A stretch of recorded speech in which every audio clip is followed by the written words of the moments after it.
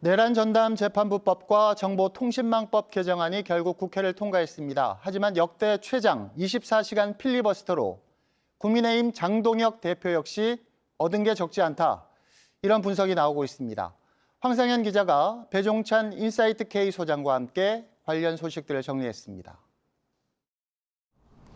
내란 전담 재판부법과 정보통신망법 개정안이 국회를 통과했습니다. 이재명 대통령의 거부권 행사 여부가 관심을 모으고 있는데요.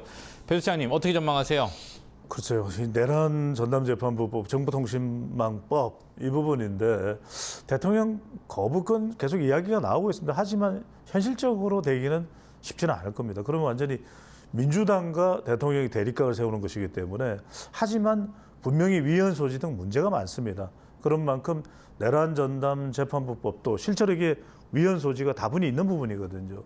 그리고 정보통신망법도 너무 지나칠 정도로 이건 헌법재판소의 판례와도 또 불일치한다라는 이야기가 나올 정도이기 때문에 그런 이 의견들은 계속 제시될 수밖에 없을 걸로 보입니다. 네, 통일교 특검법 얘기를 좀 해보죠. 여야가 추진하기로 했지만 태부상을 놓고는 그야말로 동상이몽이에요. 합의 가능성 어떻게 보세요? 합의 가능성 별로 저는 없을 것으로 보입니다. 그렇게 보이는 이유가 상당히 민주당으로서는 대통령실과 다르게 온도차가 있는데 장기전을 선택하고 있는 모습입니다. 첫 번째는 이건 통일교 특검법은 형식과 대상이 중요한데 형식으로 보면은 국민의힘이나 개혁신당과는 접점을 좁히긴 또 힘들어 보이고요. 대상에 있어서도 지금 뭐 신천지 또 2022년 대통령 선거 당시에 또 통일교의 역할 뭐 이런 이야기도 나오고 있거든요. 이렇게 되면 형식과 대상 면에서는 절충되기가 매우 어렵다.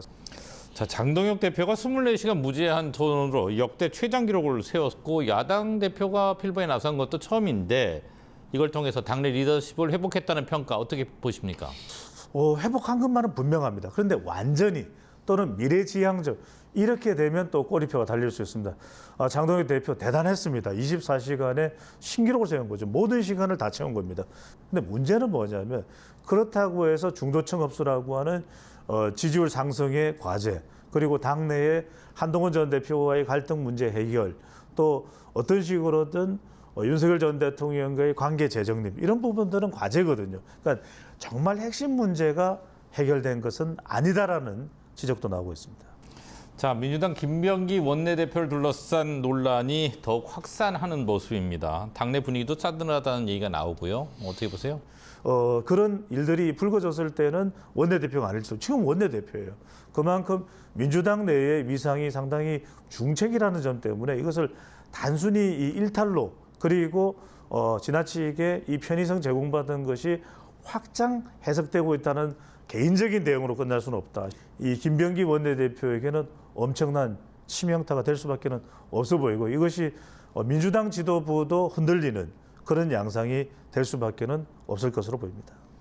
자, 민주당 얘기 하나 더 해볼게요. 최고위원 보궐선거 1차 합동연설회가 열렸는데 친명과 친청 구도가 명확해지는 모습이에요.